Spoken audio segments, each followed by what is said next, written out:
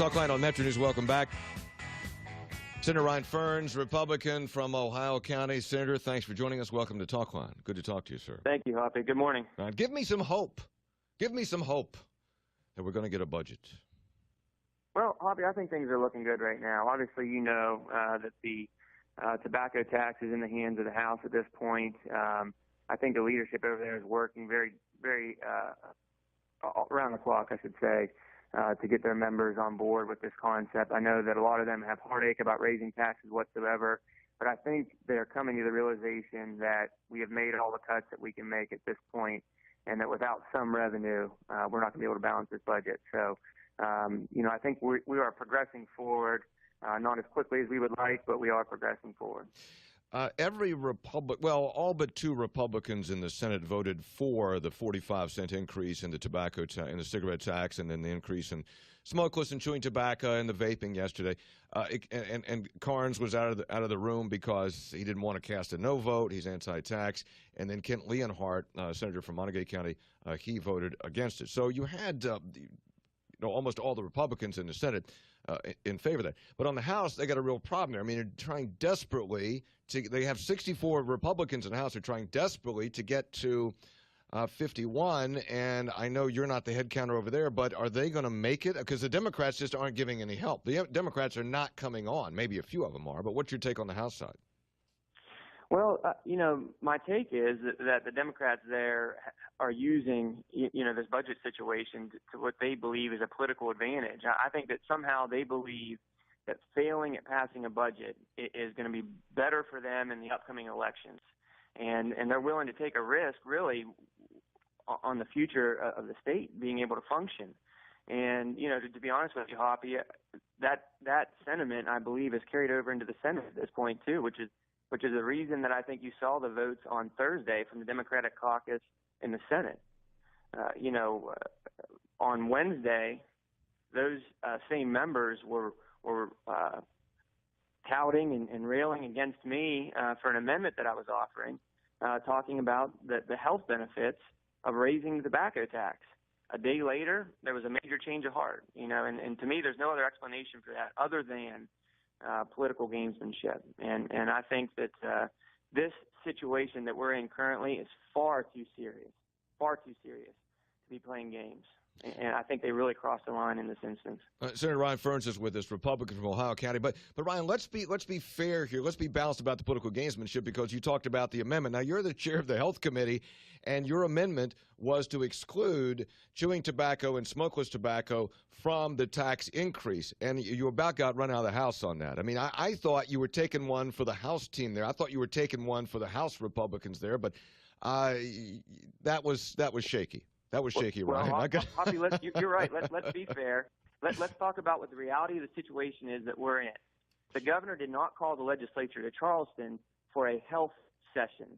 This is an extended budget session, and that tax is for the purpose of generating revenue and nothing else. If it was for a health purpose, then the folks who were in charge before would have passed that tax a long time ago. But the reality of the situation is we are looking at a source of revenue, a tax on the citizens of West Virginia as a source of revenue. And the reason that the tobacco tax, the cigarette tax, has been kept at 45 cents is because we know that higher than that, it changes the buying pattern of people from our surrounding states as well as the citizens in West Virginia. And keeping it at 45 cents keeps our state at an advantage from a buying pattern. With the other tobacco products, the smokeless tobacco, we would be putting ourselves at a competitive disadvantage by the increase that was occurring within that bill. Kentucky is at 7%. Virginia is at 7%. Pennsylvania has no tax on other tobacco products. So if we're being honest about what we're trying to achieve, that is a stable source of revenue.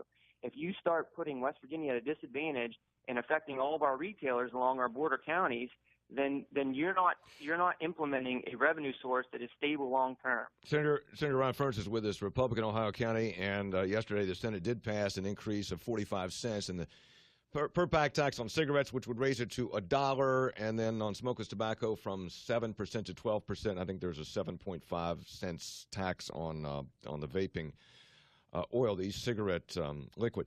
And I think, Ryan, I want to go back to what I've been saying all along. I still think that there should be a door open here for compromise. That is, okay, you pass the tobacco tax.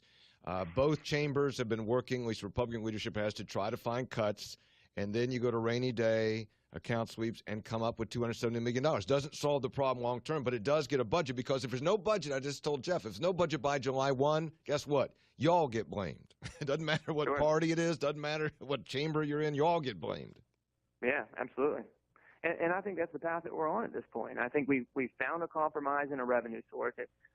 None of the members of our caucus were happy about it, but it was a compromise. And as you mentioned, the other pieces will come from cuts. We've been as I heard you talking about before I came on, we are looking through the budget line by line, bringing in agencies and saying what will be the effect of this cut. And I think that's our duty to look at where cuts are possible in any case. West Virginia has one of the highest spending per capita in the entire country. So obviously there's an opportunity to reduce government in this situation. I think we need to take advantage of the opportunity. Ryan, though, the criticism from the governor's office on that is typically when the legislature, well, not typically, always when the legislature's in its regular session, the first part of the session are always these budget hearings, and the agencies come before finance and say, this is what we're spending, this is our budget, this is a proposal. So why wasn't that done 4 months ago? Well, I think it was, but I think the more pressure that we put on the agencies, the more questions we've asked, and the deeper that we've dug, we're finding that maybe there were some things that were left out of the conversation that shouldn't have been. And that's just part of digging deeper. I think that these agencies were willing to throw up some options initially in hopes of limiting their cuts. I mean, they're trying to hold on to everything that they have, and that's just the nature of those agencies. But I think as we're just dissecting this and getting down deeper and deeper into the levels, and we're asking the tougher questions. Why can you not do without this? And then making a decision from there. So the questions were asked, the answers received, the answers just weren't adequate before. Senator Ryan Ferns, Republican, Ohio County. Senator, thanks for coming on. Good luck there. You still have a lot of heavy lifting to do, but I appreciate you coming on today. Thank you, Hoppy. All right, man. Good talking.